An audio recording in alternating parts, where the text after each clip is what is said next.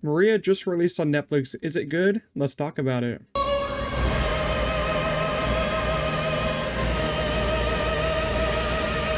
Maria Callas, the world's greatest opera singer, lives the last days of her life in 1970s Paris as she confronts her identity and life. Let me first tell you all that before watching this film, I never really knew of the existence of Maria Callas or how famous she was, and she's really famous after really watching this movie, but I honestly find it more eye-opening and more enjoyable watching a biopic about someone that you don't know, because you have really no false expectations going in expecting like a certain sequence of life being shown or a certain event being shown in the movie. And, it begins to just, feel like a true learning experience watching a biopic of someone you never heard of rather than just a movie to entertain. And sometimes I find that better because I'd want to learn more about this person than expecting something that I'm not going to get. This is directed by Pablo Larraín, who is best known for directing works like Spencer, Jackie, and most recently El Conde. So he's been doing a lot of biopics. El Conde was that vampire movie that got a surprise nomination for Best Cinematography. And this might be an unpopular opinion, but I'm confident in saying that Maria is probably my favorite film from him. And, it isn't really much saying that because I've only seen Spencer and El Conde. But it does seem like an unpopular opinion. I know a lot of people love Spencer, but personally, that film just didn't work for me. I thought the performances were fantastic. It looked like a great film, but it was just a really slow moving film, and I just got really bored from it. El Conde, on the other hand, it's also a very beautiful film, but I really didn't care what about, the story of what was going on with this vampire. It just seemed a little drawn out at that point. Jackie, though, is a film that I do want to check out because it does seem the most interesting, and Natalie Portman's in it. And even though I'm not the biggest fan of Pablo's films, he directs them with such confidence, and he shows that he really has passion and a knowledge for the people that he is making films about, which is something that I really respect. And I thought that, his direction is easily some of the best parts about his movies. And, sometimes we describe film as an art piece, and Maria truly fits into that category as it looks and feels like a classic art piece that is just moving on the screen. It feels like, you go into an art place, see these different art pieces, and they start moving in front of your eyes. That's kind of what it feels like. I was mostly impressed with Edward Lockman's cinematography. He also shot El Conde, which, got a nomination for cinematography. Like, oh my goodness. I suddenly felt so locked into this movie just when it started, just seeing how it looked.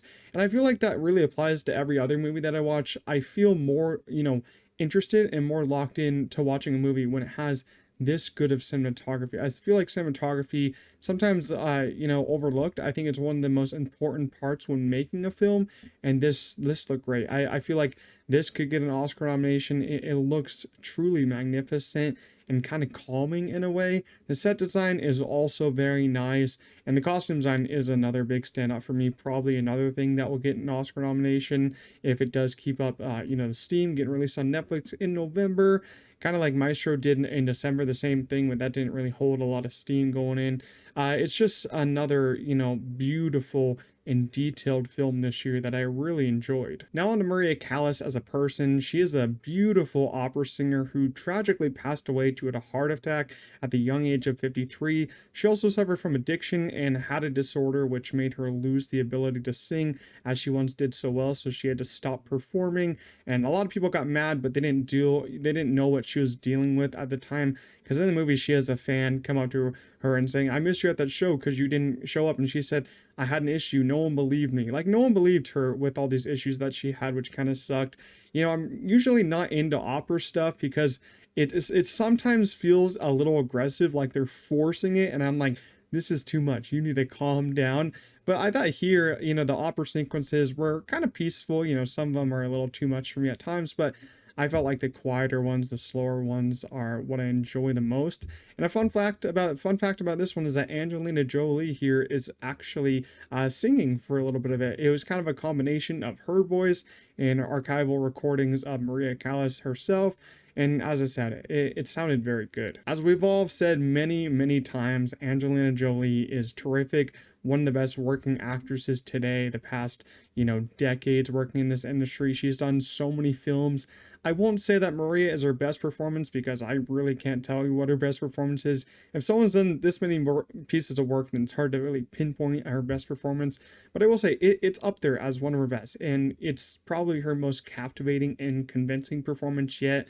I wasn't too convinced on this movie getting awards chances or her getting into the Oscars race, but now I'm fully on board for that. I think that she could even win, as it probably will come down to either her or Mikey Madison for Anora.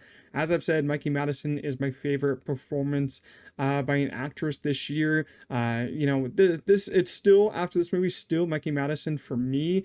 In my choice, it would be her, but I feel like this is going to be a new, very tight race because Mikey Madison is new into this industry, but Angelina Jolie is a highly respected person in this industry. So I think both of them deserve it. I wouldn't really be mad if either person won, even though I'd want Mikey Madison to win. Both of them are easily my top picks. I think they deserve it more than anyone else in the category that I'm predicting.